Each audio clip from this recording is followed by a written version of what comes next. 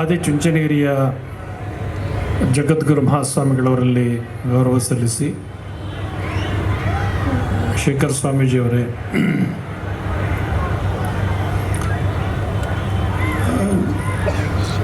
ಗೌರಿಗದ್ದೆಯ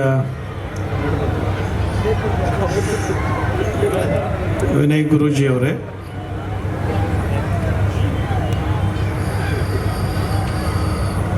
ನಿಮ್ಮೆಲ್ಲರ ಪ್ರೀತಿಯ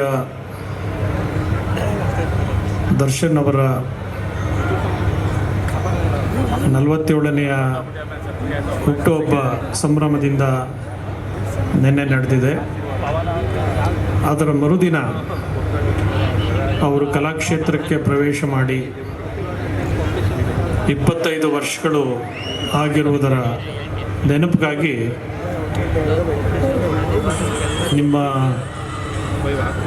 ಒಂದು ವಿಶೇಷ ಅಂತಂದರೆ 25 ವರ್ಷ ಪೂರೈಸಿದ ಮೊದಲನೇ ಕಾರ್ಯಕ್ರಮ ಶ್ರೀರಂಗಪಟ್ಟಣದಲ್ಲಿ ಆಗ್ತಾ ಇದೆ. ಅದಕ್ಕೆ ದರ್ಶನ್ ಅವರು ಬಂದಿದ್ದಾರೆ ಅಂತಕ್ಕಂತಹದ್ದು. ಕಲಾಕ್ಷೇತ್ರಕ್ಕೆ ಕರ್ನಾಟಕದ ಕಲಾವಿದರ ಕೊಡುಗೆ ಅಪಾರವಾದಂತಹದ್ದು.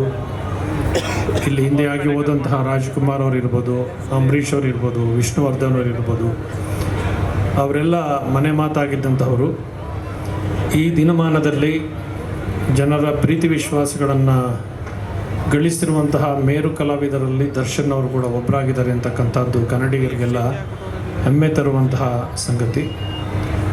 ನಮಗೆ ಸಂತೋಷ ಅಂದರೆ ಅವರು ಮೈಸೂರಿನಲ್ಲೇ ಹುಟ್ಟು ಬೆಳೆದದ್ದು ಅಂತೇಳಿ. ಅವರ ಕಾರ್ಯಕ್ರಮ ಇವತ್ತಿಲ್ಲಿ ನಡೀತಾ ಇದೆ. ಅವರು ಹೀಗೆ ಇಲ್ಲೆಲ್ಲ ಇಲ್ಲಿ ಸಭಾಂಗಣದಲ್ಲಿ ಅನೇಕ ಗಣ್ಯ ಮಹನೀಯರು, ಕಲಾವಿದರು, ಸಂಸದರು ಎಲ್ಲರೂ ಕೂಡ ಆಗಮಿಸಿರೋದು ಸಂತೋಷ ಸಂಗತಿ.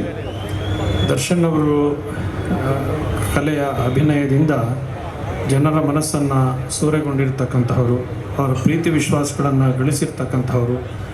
ಅವರು ಹೀಗೆ ಕಲಾಕ್ಷೇತ್ರದಲ್ಲಿ ರಜತ ಮಹೋತ್ಸವವನ್ನು ಆಚರಿಸಿದ ಹಾಗೆ ಸುವರ್ಣ ಮಹೋತ್ಸವವನ್ನು ಆಚರಿಸಲಿ.